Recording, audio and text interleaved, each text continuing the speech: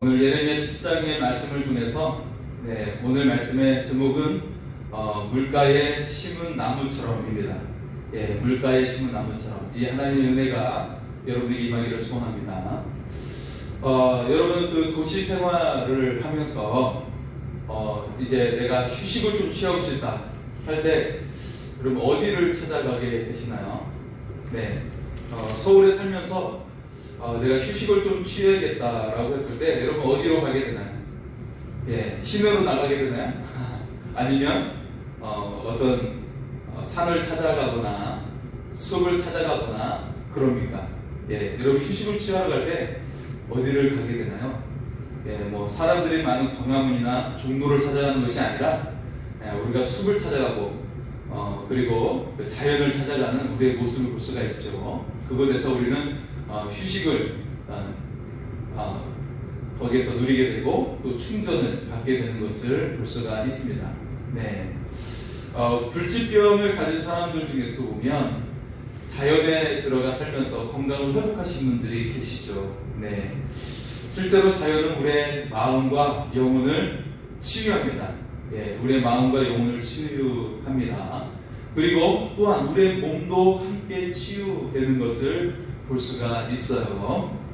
땅을 밟으면서. 그리고 나무에서 나오는 피토치든이라는 그런 이론 물질을 통해서 우리의 몸이 독성이 빠져나가고 그래서 좋은 에너지가 그 속에서 생기는 그렇게 치유의 일을 자연이 우리에게 하는 것을 볼 수가 있죠.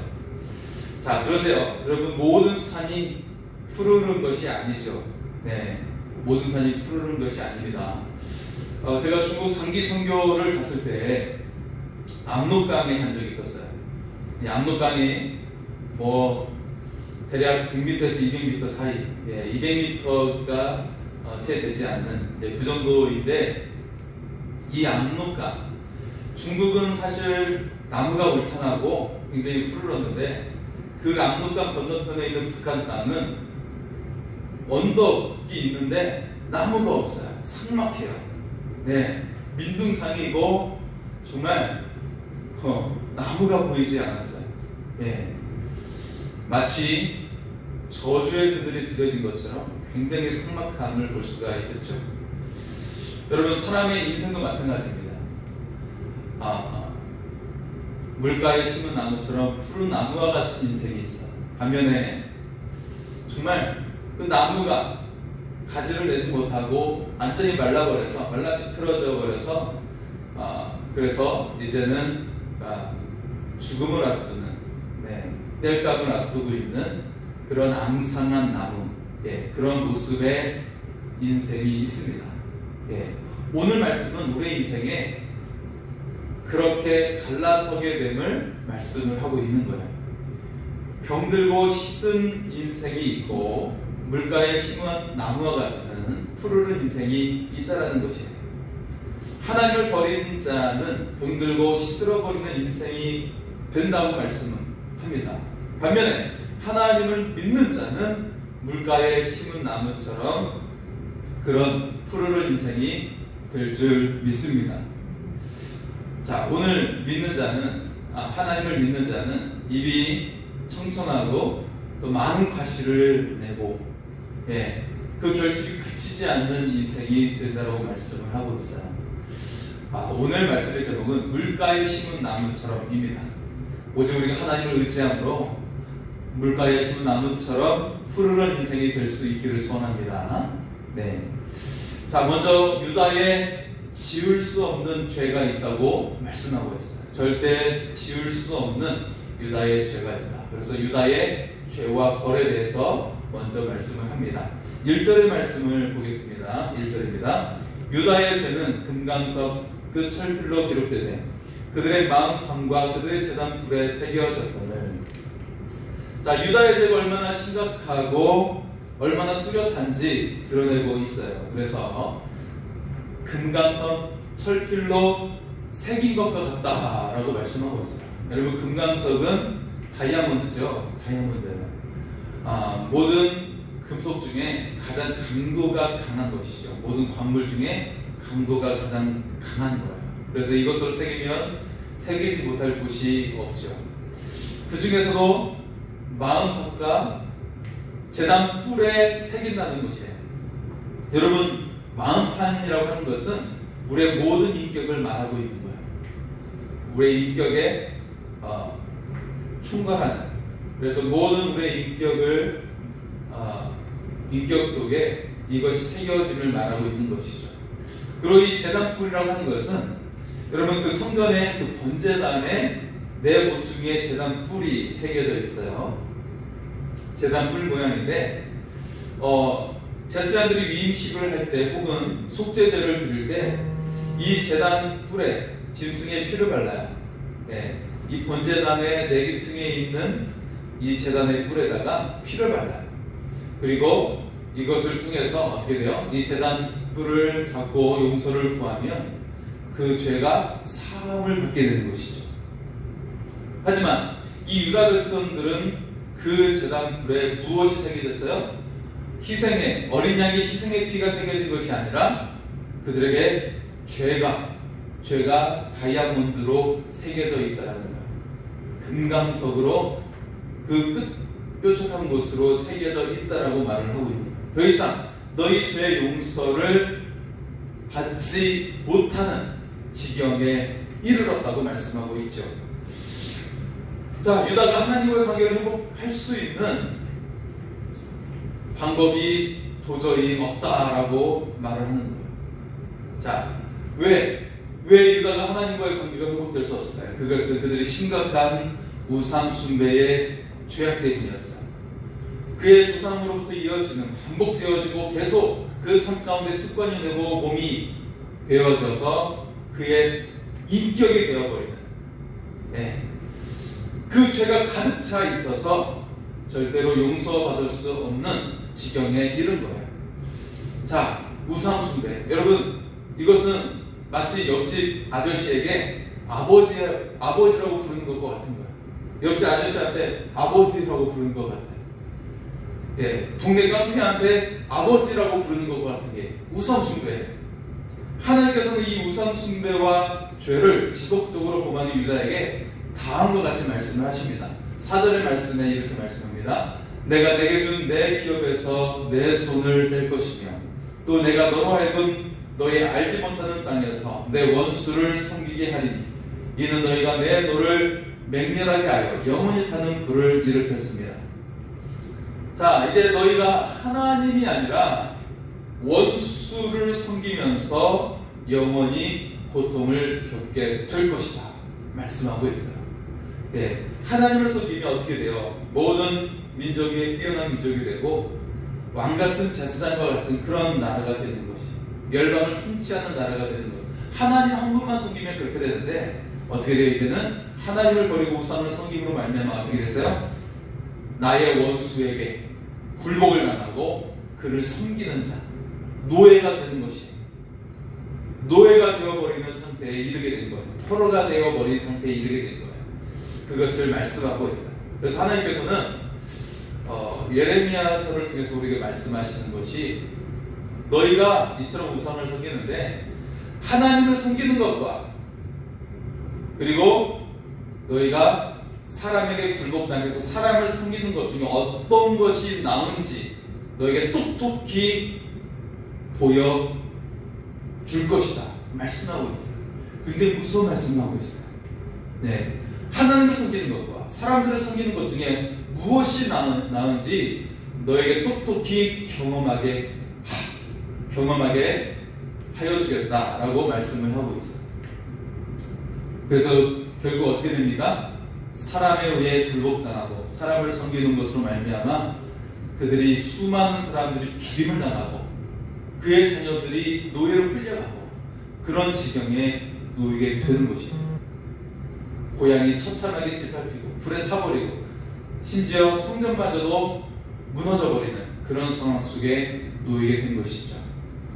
자, 그래서 이제 하나님을 믿는 자와 믿지 않는 자의 삶이 어떻게 다를 수 있는지 말씀을 하고 있어요. 여러분, 사람들이 왜 하나님을 믿지 않을까요? 자기 마음대로 자유롭게 살기 위해서 믿지 않는 것이죠. 그죠? 예, 그게 가장 먼저이고, 두 번째는 코로나를 겪으면서 많은 이단들을 경험을 했어요. 예, 식사를 하지 말라고 하고 또 마스크를 잘 쓰라고 했는데 그것을 지키지 않고 집회를 열고 했던 이단들과 또 어떤 극성인, 예, 신앙적으로 어떻게 보면 외형적으로 극성인, 예, 그런 일부 기독교에 의해서 지금 아직도 기독교의 이미지가 회복되지 않고 있죠. 회복되지 않고 있습니다. 자, 어쨌든 하나님을 믿는 자와 믿지 않는 자의 모습이 얼마나 다른지 하나님께서 우리에게 소개하고 계십니다. 자, 믿지 않는 자에 대해서 먼저 말씀하고 있어요. 자, 5절에서 6절의 말씀입니다. 여호와께서 이와 같이 말씀하시니라. 무릇 사람을 믿으며 육신으로 그의 힘을 삼고 마음이 여호와께서 떠난 그 사람은 저주를 받을 것이다. 그는 사막의 떨기나무 같아서 좋은 일이 오는 것을 보지 못하고 광야 간조한 곳 검건한 땅 사람이 살지 않는 땅에 살리라. 자, 하나님을 믿지 않는 사람은 어떤 사람이에요? 하나님보다 자기 자신을 신뢰하는 사람이에요. 나 자신을 믿는 사람이죠. 하나님을 떠난 사람은 어떻게 돼요? 저주를 받는다는 것입니다. 하나님을 떠난 것 자체가 저주가 되는 것이에요. 예, 사람은 결코 스스로를 책임질 수가 없어요. 예, 여러분 아무리 서울대 나오고 똑똑하고 돈을 잘 버는 사람도요, 그 사람이 누구를 찾아가요? 무당을 찾아가요. 왜냐하면 내일 일을 알 수 없기 때문이죠. 왜냐하면 병마가 누구든지 찾아오기 때문이에요. 네, 누구에게든지 고난과 우환의 그런 쓴나물과 같은 그런 경험을 인생 가운데 맞이하기 때문이죠. 그래서 아무리 똑똑하고 부유한 사람도 어떻게 돼요? 무언가를 의지하려고 하는 거예요. 예. 자, 사람은 결코 자기 자신을 책임질 수가 없습니다. 하나님을 떠난 사람은 사막 가운데 있는 떨기나무와 같다는 거예요. 앙상한 나무, 잎도 나지 않는 앙상한 나무 같은 거예요. 장렬하는 태양빛 아래 외로이 서 있는 나무, 주변에 있는 모든 작물들은 다 불에 타서 그 태양의 열기로 사라져버리고 타버리고 어떻게 해요? 혼자 스스로 남아서 앙상한 나무가 되어 서 있는 외로운 나무, 이처럼 그 주변에 생명력이 하나도 없이 혼자 외로이 서 있는 떨기나무와 같은 인생이 된다는 것이에요. 그 누구의 도움을 받을 수 없어요. 왜냐하면 주변에는 다 나의 것을 조금이라도 갉아먹으려고 하는, 내 것을 뺏으려고 하는 사람들만 내 주변에 가득하기 때문이에요. 내가 지금은 모습이 좋아 보이고 많은 것을 가지고 있는 것처럼 보이지만, 하지만 실제로는 사막에 서 있는 외로운 떨기나무 같이 내 주변에는 사람이 없다는 것이죠. 그리고 건건한 땅, 문자적인 의미로는 소금 땅이에요. 여러분, 뜨거운 장렬한 태양빛 아래에서 목이 말라서 갈증을 느낄 때가 있는데, 이때 여러분 물이 없어서 어때요? 만약에 바닷물을 마신다면 어떻게 되겠어요?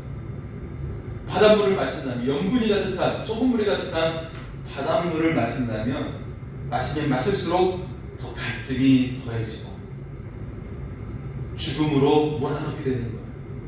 망만대에 배가 난파돼가지고 겨우 보트에 의지해서 타고 가는 사람들, 그 사람들이 물이 없어요. 아니, 지금 바닷물은 가득하는데 마실 물이 없는 거예요. 그래서 그들이 그 유혹 속에서 바닷물을 마시면 어떻게 돼요? 그들은 죽게 돼요. 바닷물을 마시면 죽게 돼요. 바로 하나님 없는 사람들은 아무리 자기의 갈증을 해결해보고자 이 가득한 바닷물을, 그 갈증을 해소하고자 마셔보지만 그럴수록 그는 더욱더 가래지고 죽음으로 가게 된다는 것이에요. 그것이 바로 하나님을 믿지 않는 자의 삶입니다. 여러분, 우리는 오직 하나님만을 믿을 수 있기를 소원합니다. 예, 그렇다면 하나님을 믿는 자의 인생은 어떻게 될까요? 하나님을 믿는 자의 삶은 어떻게 될까요? 7절과 8절의 말씀을 보겠습니다. 7절과 8절입니다. 그러나 물은 여호와를 의지하며 여호와를 의뢰하니 그 사람은 복을 받을 것이다. 그는 물가에 심어진 나무가 그 뿌리를 강변에 뻗치고 더위가 올지라도 두려워하지 아니하며 그 입이 청천하며 가무는 해에도 걱정이 없고 결실이 그치지 아니한 같으리라. 아멘. 자, 여러분, 사람을 믿는 사람은 마치 안산한 사막에 서 있는 떨기 나무와 같은 모습이에요. 하지만 하나님을 믿는 것은 물가에 심은 나무처럼 푸르른 나무인 줄 믿습니다. 예, 그 뿌리를 강변에 뻗치고 있어서 거기에서 그 강으로 말미암아 생명을 공급받는 거예요.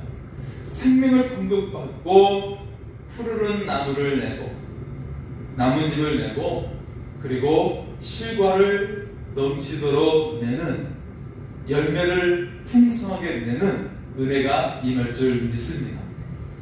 하나님은 이와 같은 인생이 되기를 원하고 계세요. 물가에 심은 인생이 되시기 바랍니다. 하나님을 믿음으로 말미암아 여러분 그런 삶이 되어질 줄 믿습니다. 자, 하나님께서 정말 우리에게 원하는 인생이 바로 이런 인생이죠. 하나님은 그의 자녀들에게, 그의 백성들에게 정말 좋은 것을 주시고자 하는 거예요. 그렇죠? 마치 우리가 자녀에게 가장 좋은 것을 주고 맛있는 것들을 내어주고 싶은 것처럼, 좋은 옷을 입히고 싶은 것처럼 그런 마음이 하나님께 있습니다. 그리고 하나님은 그런 우리에게 가장 좋은 것을 공급하실 수 있는 풍성하신 하나님, 모든 것을 가지신 하나님이심을 우리가 믿을 수 있기를 소원합니다. 자, 그런데 인간의 실상이 어떠한지 다음과 같이 고발을 하고 있어요. 너희의 실상은 어떠한가? 다음과 같이 고발합니다. 9절과 10절입니다. 만물보다 거짓되고 심히 부패한 것은 마음이라. 누가 능히 이를 알리오마는 나 여호와의 심장을 살피며 나 여호와는 심장을 살피며 폐부를 시험하고 각각 그의 행위와 그의 행실대로 보응하나니. 여러분, 우리의 마음은 본래 변질되기가 쉽고 그리고 쉽게 우리의 마음이 바뀌기가 쉬워요. 우리의 마음은 인격의 총체가 된다라고 이야기를 했죠. 사람은 본래 어떻게 지음을 받았냐면 하나님을 섬기도록 만들어졌어요. 그렇게 조립이 되어 있습니다. 그것이 너무나도 자연스럽고 당연한 것으로 만들어졌어요. 그런데 아담의 선악과 이후에 오랜 세월 동안 왜곡된 인생을 살아가고 있죠. 하나님을 떠난 인생이 된 거예요. 자, 우리는 내 마음을 감춘다고 생각을 하죠. 그러나 하나님은 어떤 분이세요? 우리의 심장과 폐부를 살피시는 하나님이세요. 여러분, 사기를 치거나 범죄자가 이제 거짓말 탐지기로 검사를 받게 되죠. 그때 이 거짓말 탐지기의 원리가 무엇이에요? 심장 박동. 네, 심장 박동이고 또 어떤 우리의 체온, 그런 것들이 연결되어 있어요. 자, 심장 박동과 체온은 바로 우리의 심장과 이 폐부, 우리의 호흡을 통해서 이것이 작동되는 것을 볼 수가 있습니다. 그렇죠? 네. 하나님은 이처럼 마치 거짓말 탐지기보다 더 섬세하게 우리의 심장과 폐부를 살피시는 하나님이십니다. 우리의 호흡을 주관하시는 하나님이세요. 우리의 생명대에서 우리의 심장의 박동까지도 주관하시는 하나님이심을 믿으시기 바랍니다. 그 하나님께서 우리의 심장과 폐부를 정확하게 살피십니다. 하나님은 지금 우리의 마음의 중심을 살피고 계세요.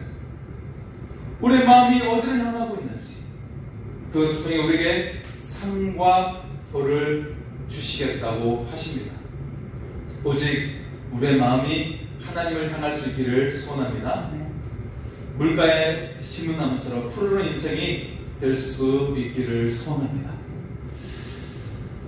자, 그리고 이제 예레미야가 이처럼 비참한 유다를 향해서, 하나님 믿지 않는 사람들 향해서 기도를 올리고 있어요. 강구하고 있는 모습이 등장합니다. 13절의 말씀입니다. 이스라엘의 소망이신 여호와여, 무릇 주를 버리는 자는 다 수치를 당할 것이다. 무릇 여호와를 떠나는 자는 흙의 기록이 되오리니 이는 생수의 근원이신 여호와를 버림이니이다. 아멘. 하나님은 우리의 삶의 소망이 되시는 분이에요. 이 유다에게 열방에 의해 둘러싸여 있고 고통을 당하고 있고, 마치 이 나라가 구한말에 어떻게 해요? 열방에 의해서 침략을 당하고 있는 그런 상황에 있는 것처럼 유다가 그런 상황에 놓여 있어요. 네.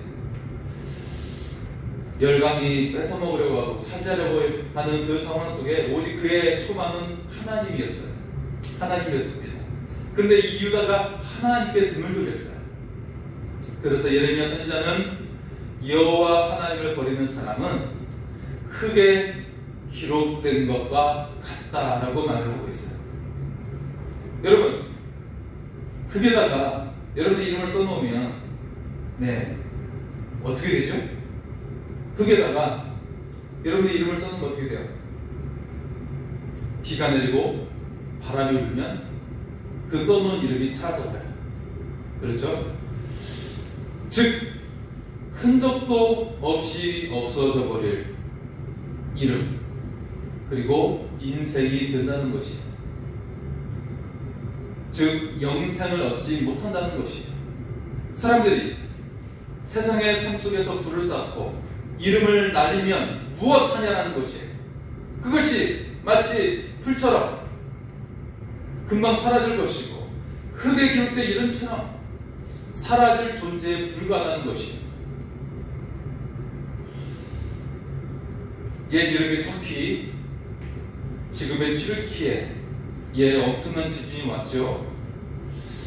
이 터키라는 땅은요, 우리나라의 땅에 8배에 달한 아주 넓은 땅이면서도 그 땅이 굉장히 기후가 우리나라도 비슷해가지고 작물을 심으면 굉장히 잘 자라고, 또 거기에 산이나 언덕이 별로 없어가지고 굉장히 좋은 땅이 많은 가득한 땅이에요. 굉장히 좋은 땅이에요. 마치 젖과 꿀이 흐르는 진정한 땅이라고 볼 수가 있는 그 땅이 바로 튀르키예, 옛 터키의 땅이죠. 그런데 그 땅에 지진이 올 거라고 누가 알았겠습니까? 자, 여러분, 고통을 당하는 그 땅 위에 하나님의 위로가 임하기를 소원합니다. 이처럼 지진이 오거나 혹은 해일이 일어나서 모든 땅을 삼키는 것처럼 우리의 인생의 순간은 정말 순식간에 없어질 수가 있어요. 실제로 우리는 호흡이 멈추면 이 세상의 모든 것들을 버리고 떠나갑니다. 그렇다면 이 인생 가운데 우리가 무엇을 의지하고 누구를 의지하는 것입니까? 오직 하나님만을 의지할 수 있기를 소원합니다. 영원하신 하나님, 우리의 모든 것을 책임져 주시고 우리를 영광 가운데 이끌어 주신 그 하나님, 그 하나님만을 바라보고 의지하며 살아갈 수 있기를 소원합니다. 자, 여러분, 하나님은 영원한 생수의 근원이 되세요. 하나님께로부터 생명수가 흘러나온다고 말씀하고 있어요. 그런데 유다는 그 통로를 막아버리고 말았어요. 왜냐하면 하나님을 버렸기 때문이에요. 여러분, 이제 봄이 오면 농작물에 수로가 열려서 거기에 물이 공급이 되어야 합니다. 벼들이 자라기 위해서는 그 논 사이로 여러분 강물이 계속 흐르는 게 아니잖아요. 그러기 위해서는 계속 그 물이 줄기를 따라, 물줄기를 따라서 물이 계속 공급이 돼야 돼요. 물고가 쓰여야 되는 것이죠. 그래야만이 작물이 자랄 수가 있는 거죠. 바로 하나님은 생수의 근원이 되셔서 우리의 인생에 공급하시고 우리의 영혼에 풍족함을 주시는 하나님이십니다. 그런데 그 생수의 근원을 막아버리면 우리는 말라 죽을 수밖에 없는 것이에요. 우리의 영혼과 우리의 삶은 말라 비틀어져서 날마다 그 빗자람 속에서 고통을 당하며 살 수밖에 없어요. 하지만 생수의 근원 되신 하나님께서 우리를 공급하십니다. 우리가 그 하나님을 의지하면 우리에게 생명수의 생수를 공급하여 주시고 여러분, 울창한 잎을 맺면서 풍성한 열매를 맺는 인생이 될 줄 믿습니다. 이처럼 우리가 생수의 근원 되신 하나님께 공급을 받고 물가에 심은 나무처럼 살아갈 수 있기를 소원합니다. 이제 오늘 말씀은 하나님께서 정말 우리가 진정한 물가에 심은 나무와 같은 인생이 되도록 하기 위해서, 생명책에 기록된 이름이 되기를 원하기 위해서 우리에게 원하는 그런 말씀이 있어요. 그것은 바로 안식일을 지키라 라는 것입니다. 안식일을 지키라 라고 말씀을 하고 있어요. 우리 22절의 말씀을 보겠습니다. 안식일에 너희 집에서 짐을 내지 말며 어떤 일이라도 하지 말고 내가 너희 조상들에게 명령한 같이 안식일을 거룩히 할지어다. 아멘. 안식일은 10계명 가운데 네 번째 계명이죠. 이 안식일의 계명의 의미는 하나님께서 모든 것을 창조하실 때 6일 동안 창조하시고 7일째 되는 안식일에 쉬게 하셨어요.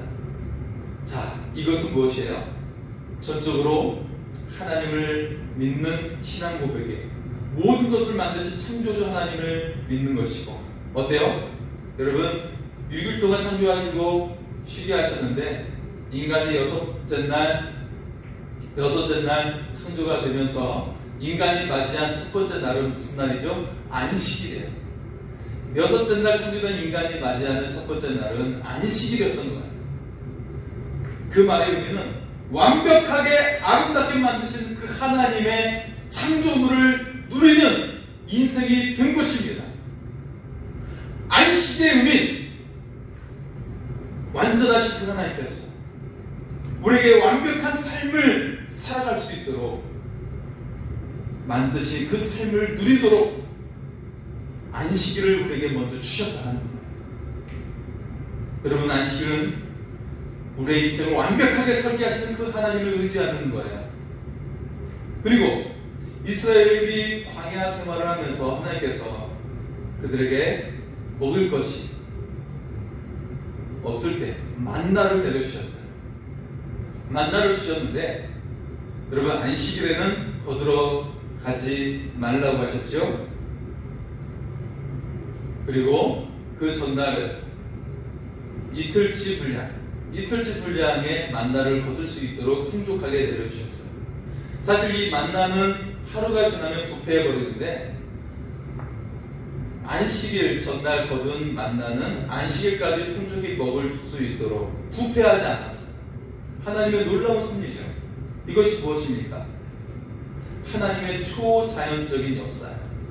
우리의 생각과 우리의 상식을 뛰어넘는 역사입니다. 그것은 바로 너희의 모든 상식을 뛰어넘어 역사하신 하나님을 의지하는 거예요. 너희의 인류의 양식을 주관하시는 그 하나님을 의지하라는 거예요.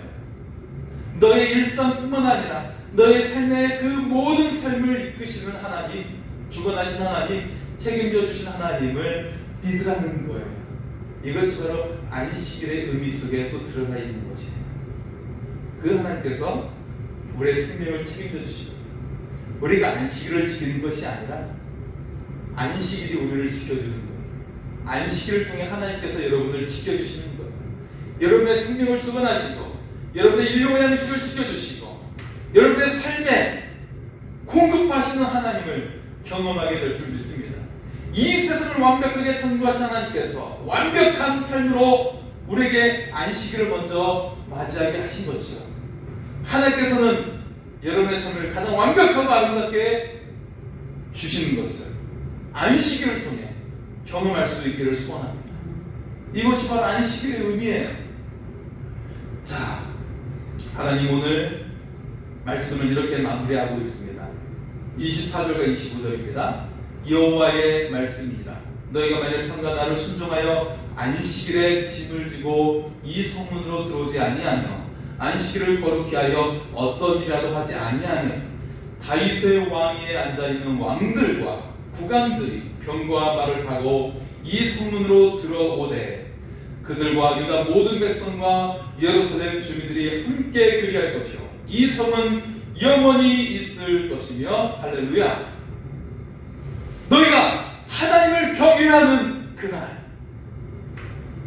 모든 날이 우리를 구원하신 주님의 날인데 그 중에 특별히 하루를 구별해서 드린 이 안식일, 이 날을 지키며 하나님을 경외함을 공표하는 선포하는 이 안식일을 지키면 다윗과 모든 방백들이 들어서 개선장군이 들어서듯 다윗의 그 승리가 너희의 삶 가운데 선포되게 될 것이다. 할렐루야. 다윗의 그 승리의 선포로 말미암아 그 주변 국가들을 그가 굴복시키고 그 나라들이 조공을 바치면서 함께 하나님을 섬기는 나라가 되었어요. 여러분, 이 예언의 말씀이 바로 그리스도를 통해, 예수 그리스도를 통해 성취됨을 믿으시기 바랍니다.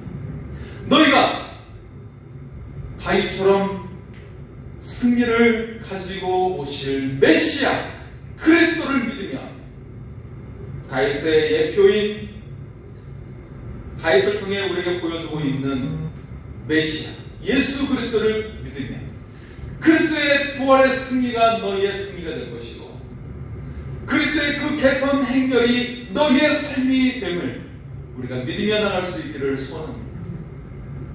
하지만 그렇지 아니하면 너희의 성문이 불을 타고 너희에도 궁전이 삼키게 될 것이며 그 불이 꺼지지 아니하리라 말씀하고 있어요. 여러분, 안식일을 지킬 때 받게 되는 복과 지키지 않을 때 당하게 되는 화에 대해서 말씀을 하고 있는 것이에요.